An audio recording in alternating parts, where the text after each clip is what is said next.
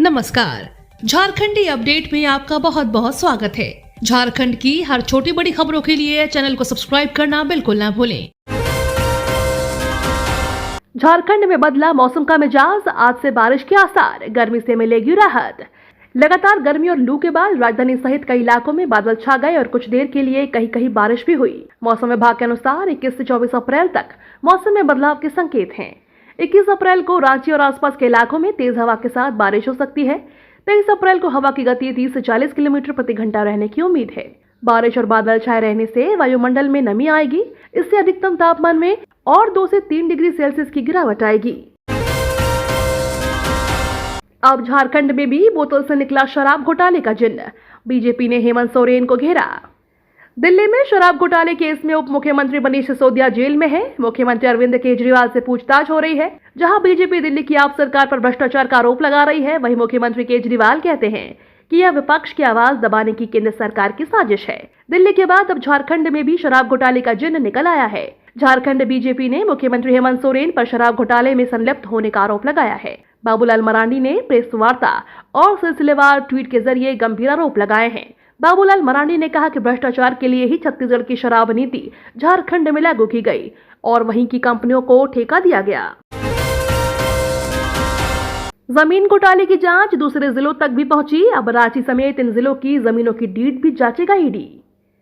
प्रवर्तन निदेशालय ने कोलकाता में जमीन के फर्जी कागजात तैयार करने और बेचने के आरोप में रिम्स के 3rd ग्रेड कर्मी अफसल अली और अन्य 6 आरोपियों से पूछताछ की थी। इस पूछताछ के बाद घोटाले की जांच झारखंड के दूसरे जिलों में फैल गई है। अब ईडी रांची, रामगढ़, हजारीबाग, खूंटी, जमशेदपुर और देवघर जिलों में भी उन जमीनों की डीड की जांच करेगा जो कोलकाता में बनाई गई है। इतना ही नहीं, रांची के पूर्व डीसी छवि रंजन के कार्यकाल में जिन गैर मजरूआ जमीनें रजिस्ट्रेट की गई है, ईडी उनकी भी जाँच करेगा।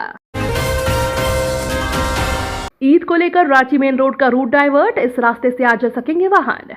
मेन रोड स्थित अंजुमन प्लाजा से डेली मार्केट तक ईद का बाजार लगता है। इसे देखते हुए ट्रैफिक पुलिस ने मेन रोड में वाहनों का रूट डाइवर्ट किया है। इसे देखते हुए सिटी बस, 4 पहिया और 3 पहिया वाहनों को सर्जना चौक से मिशन चौक, करबला चौक, बहु बाजार, मुंडा चौक होते हुए सुजाता चौक की ओर भेजा जाएगा, जबकि सुजाता चौक से अल्बर्ट एक्का चौक तक छोटे वाहन पहले की तरह आ सकेंगे। वहीं डोरंडा की ओर से सिटी बस सुजाता चौक, मुंडा चौक, बहु बाजार, करबला चौक व मिशन चौक होते हुए सर्जना चौक जाएगी। सीएम हेमंत के निर्देश पर बिजली संकट से मिली निजात, जेबीवीएनएल ने खरीदी 400 मेगावाट अतिरिक्त बिजली।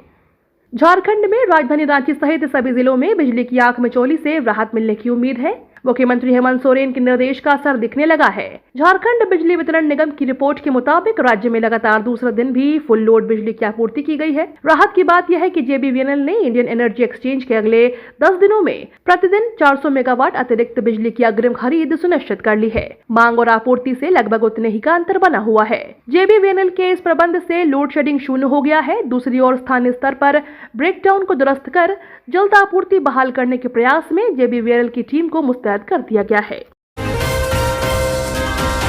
राज्यपाल ने दिया झारखंड सरकार को बड़ा झटका, ओबीसी आरक्षण विधेयक किया वापस। राज्यपाल सीपी राधाकृष्णन ने झारखंड सरकार को झटका दिया है। ओबीसी आरक्षण विधेयक को राज्यपाल ने वापस कर दिया है। अटॉर्नी जनरल की सलाह पर राज्यपाल ने विधेयक को वापस किया है। 2022 में सोरेन सरकार ने बिल पारित किया था। राज्य भवन से बिल वापस आने पर सियासत भी शुरू हो गई है। सत्ता पक्ष और विपक्ष एक दूसरे पर वार पलटवार कर रहा है। आपको बता दें कि राज्यपाल सीपी राधाकृष्णन ने झारखंड में ओबीसी सहित अन्य श्रेणियों के आरक्षण की सीमा बढ़ाने से संबंधित विधेयक को राज्य सरकार को वापस लौटा दिया है। झारखंड ग्रामीण विकास विभाग की 9,19,000 योजनाएं अधूरी, सबसे बड़ा हिस्सा प्रधानमंत्री ग्रामीण आवास। पिछले 5 साल के दौरान ग्रामीण विकास विभाग की मनरेगा के तहत ली गई 9,19,000 योजनाएं अधूरी हैं। इनमें सबसे बड़ा हिस्सा प्रधानमंत्री ग्रामीण आवास योजना का है। अधूरी योजनाओं के मामले में ट्रेंच बांध दूसरे और तालाब तीसरे नंबर पर हैं। इन अधूरी योजनाओं की लागत 5,000 करोड़ रुपए तक होने का अनुमान है। विभागीय आंकड़ों के अनुसार राज्य में प्रधानमंत्री ग्रामीण आवास की 2,28,000 योजनाएं अधूरी हैं। वहीं ट्रेंच बांध की 84,462, तालाब की 44,174 और नाडेप की 39,369 योजनाएं अब भी अधूरी हैं। झारखंड विधानसभा के कर्मियों के लिए खुशखबरी, 9 साल बाद प्रोन्नति का रास्ता साफ।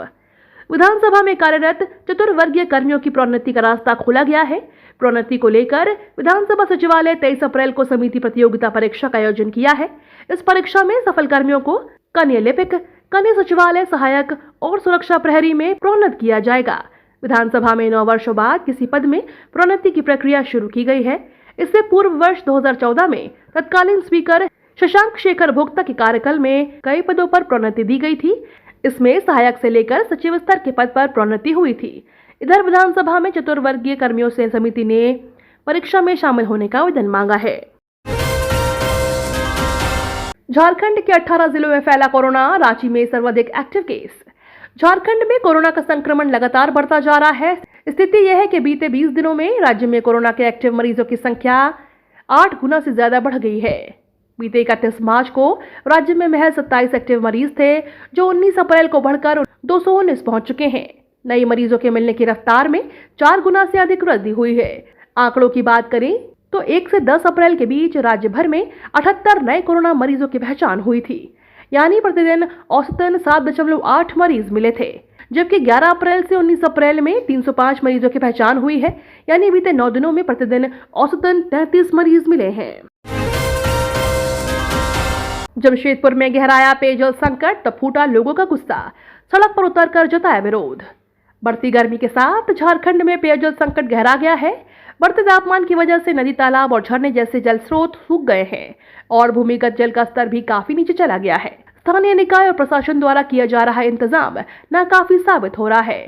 टैंकर से पानी की आपूर्ति की जाती है, लेकिन वो नहाने, पीने और कपड़े धोने जैसी बुनियादी जरूरतों के लिए काफी नहीं है। ऐसे में जमशेदपुर स्थित भुइयाडी के बाबूडी मोहल्ले में लोग पेयजल की किल्लत से आक्रोशित होकर सड़क पर उतर आए। ये तो थी आज की बड़ी खबरें। अपने गांव या शहर की न्यूज देखने के लिए हमें कमेंट में जरूर बताएं कि आप न्यूज को कहां से देख रहे हैं। धन्यवाद।